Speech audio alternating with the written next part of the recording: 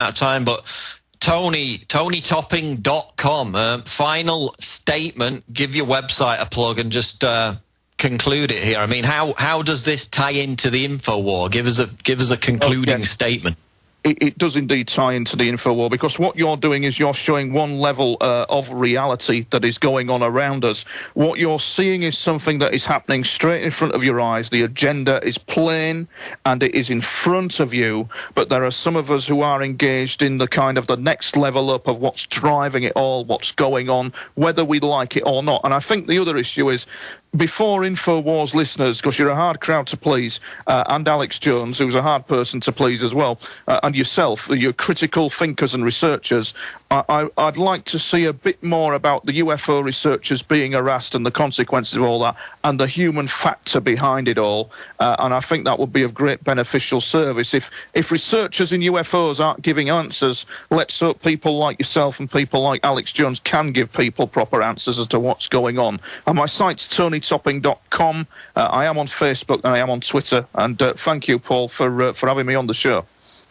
Really appreciate it, Tony. Take care. Thanks for being on the show. Been very interesting this morning. Thank you very much, mate, and good luck with the project that you're working on. Thanks, Tony. There goes Tony Topping, UFO researcher, TonyTopping.com. Now we're going to hand it over to Richard Reeves back in the Austin command base. Richard, are you with me? Yes, sir. Mr. Watson, how are you doing over there across the pond? I'm doing. Have you ever been abducted by aliens, Richard? Well, thankfully not, and hopefully I can avoid that in the upcoming near and long-term future as well, hopefully. Have you managed to get much sleep, what with the 24-hour marathon going on? Well, I did go home, I guess, around midnight and laid down for a while and tossed and turned in the proverbial bed there, and got up about 4 o'clock here, Texas time, and ready to rip and roar here, hopefully. Okay, Richard, I'm going to hand it over then. Tell us about your guests and what information you're going to cover. I'll say goodbye to the Info Warriors, and please donate InfoWarsMoneyBomb.com. I'm signing off. Paul Joseph Watson, handing over to Richard Reeves. Thank you, Commander Watson. Well, welcome, Info Warriors. It is Friday, going into the second day of the Money Bomb, completing the 27-hour marathon. We'll be wrapping up today. Alex will be in here later at 7 a.m. Texas time. In an hour, we're going to have an interview with Charlotte Iserbyt that we're going to play. And at 8 o'clock Texas time, Gerald Celente will be coming on live to guest host the program via Skype. So make sure and stay tuned in for the final hours. If you've held in already this long, going on, 20-some-odd hours right now, hopefully you'll continue being able to listen and watch what's been going on here on the InfoWars Money Bomb. I want to thank Alex for allowing me to guest host. What an honor and privilege it is.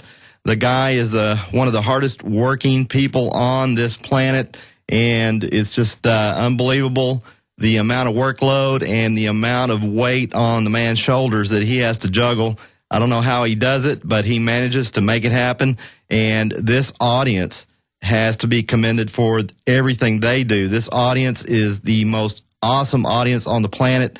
I've been a long-term listener of AM radio, talk radio, ever since, I guess, the late 70s.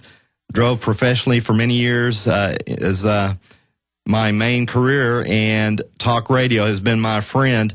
And that's how I found Alex back in 1997, 98.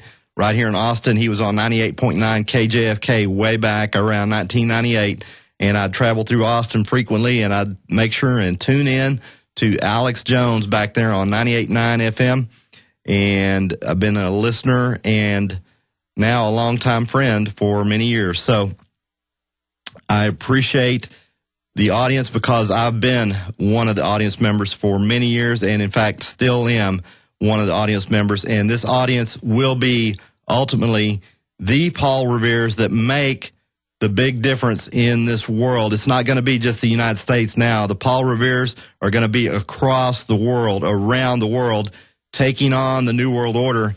You know, back in 1770s, 1776, those years, it was about the 13 colonies. It was about starting this country back then. And now this is going to be a global event because of the communications, the internet, what we're doing right now on the web. It's going to be a very interesting time and has been an interesting time. That's like one of the things I've been saying here lately is who would have thought right after 9/11, especially for those of you that were awake about the New World Order and that were aware of what was going on with the world and the geopolitical environment that we were in. Think back to 9/11 of 2001 during those events, and there were just, it was a very small minority of people knowing that this was a New World Order event, inside job to further their police state agenda, to further the surveillance society, to further all of their agenda, and that the police state at that time in the fall of 2001 just seemed so imminent. It just seemed like, wow, it was all going to come all crashing down. The police state was going to come down on us and really clamp down on our freedoms. Yet here we are by some miracle, and I think in large part to people like Alex Jones and to you guys, all you folks out there in this audience that have taken the steps to fight against the New World Order. Here we are 10 years post 9/11 when it seemed like, bam, the police state was imminent. That's when I first met Alex, was in the fall of 2001. I thought after that 9/11 event, I not only have to listen to this man on the radio and see him on Access to Cable TV, but I have to go meet the man. And so I went up there to Access Cable TV and met him, and I had some hot little stories that I thought I'd found on hand. But, of course, Alex is always one step ahead of almost everybody. He knew about every story I had to give him. But anyway, here we are. We've got still a pretty high level of freedom here in the United States. The First Amendment is still thankfully alive.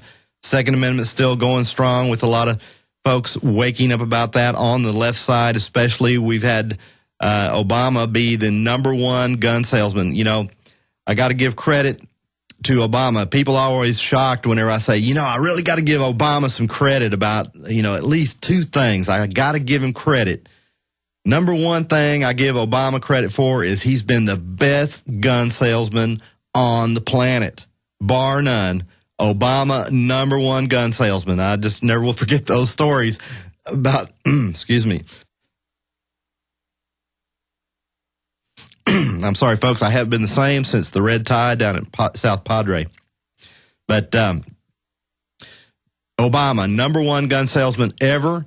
It's been amazing how those stories came out when he was first elected, how people rushed out and bought guns. So I think those articles and those stories had to give the New World Order boys some pause and a little bit of apprehension in them realizing what I think part of what's going on is they're actually building their own prison planet for themselves if they're not careful. And I think that's one reason they've really slowed down their agenda.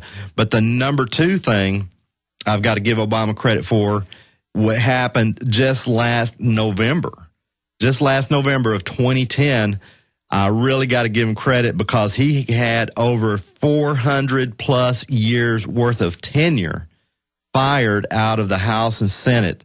You had a lot of long-term incumbents, especially Democrat side, and Lord knows there's plenty of incumbents need to be fired on both sides of the aisle. I tell you, I've been one of the leaders, one of the lone voices out there that we need to fire just pretty much every incumbent, and thankfully this audience I know is receptive to that idea, and I know they've heard that word that we definitely need to fire every incumbent, and the primaries are the Achilles heels. But Obama, I got to give him credit on that one, firing over 400 years worth of incumbents in the House and Senate in this last election because of his unpopularity.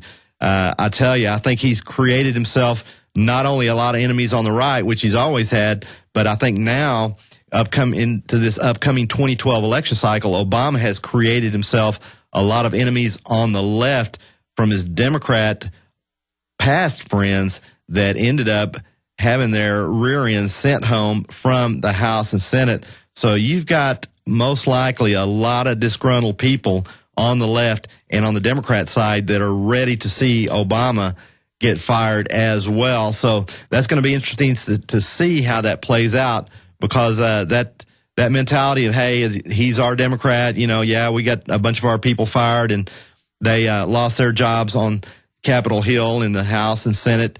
And, you know, of course, a lot of staffers got flushed with that. So not only are you talking about the individual U.S. House members and senators, but you're also talking about big time, who knows how many millions and millions of dollars worth of payroll staff people being fired and furloughed as well. Now, many of these guys, they always don't fall too far away, and they end up getting gigs with some of the other people. As y'all know, one of the best economies in the United States is Washington, D.C., and it just seems to somehow keep on miraculously growing and getting bigger and bigger and fatter.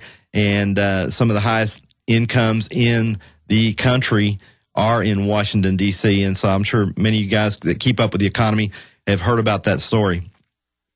All right, so Obama gets credit for two big things, and hopefully in 2012, after the November election, I can give him credit for firing another 400 or 500 years worth of incumbents. That's what I'm looking forward to. Hopefully it'd be even more. I'd like to see 1,000 years worth of incumbents. And when I say these 1,000 years, what I'm referring to is the number of years that some of these House members and Senate members have been up there in these positions of power up in D.C. Many of these Democrats have been there 20 and 30 years, long-time U.S. House members that got fired, and that's how you come up with these cumulative figures of 400-plus years of incumbency. Okay.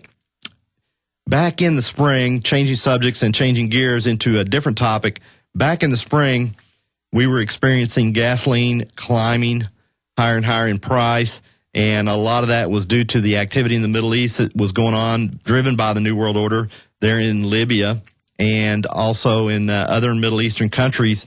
And one of the interesting topics of research that I kind of got into and started kind of connecting the dots with was with regard to energy and power. And I've been meaning to get with Alex for a while and try to come on the program and cover this topic. And so me being a fill-in host for this hour till 7 a.m. Texas time is a perfect opportunity for me to kind of discuss what I learned and found out with regards to energy and how it's connected to the economy, connected to the New World Order and their agenda. And one of the things, like I said, that was going on back in the spring of 2011 is we did see accelerating and climbing gasoline, oil prices, diesel prices, etc. And I really got curious as to, you know, what are all the things that they need to do? You know, Lindsey Williams had come on here. Most of you guys out there in the audience are familiar with Lindsey Williams, and he was talking about where the NWO plans to take gasoline and oil prices, etc. And so I got interested in, okay, what all needs to happen? What all does the NWO need to do to control these prices? Because they have a lot of control over the prices of oil and gasoline, obviously, and they've demonstrated that. But at the same time, they are at the whim of the market a little bit, somewhat, because there's independent-minded companies out there, and there's the big corporate giants that are running gasoline and diesel and oil. There's the Exxons and the Mobils, and then you got the countries that have their own interests, and you got Hugo Chavez in Venezuela, and all these different players that work together and disparately to end up controlling all these prices, and the NWO at the top of it all trying to pull the puppet strings one way or another about how those prices fall and how they go and who gets supply and who doesn't. But one of the things that really caught my eye was I was doing a little bit of research on stock issues and stock market things, and I ran across this story about a pipeline company up in Oklahoma, and the story was saying how that back in around March, April,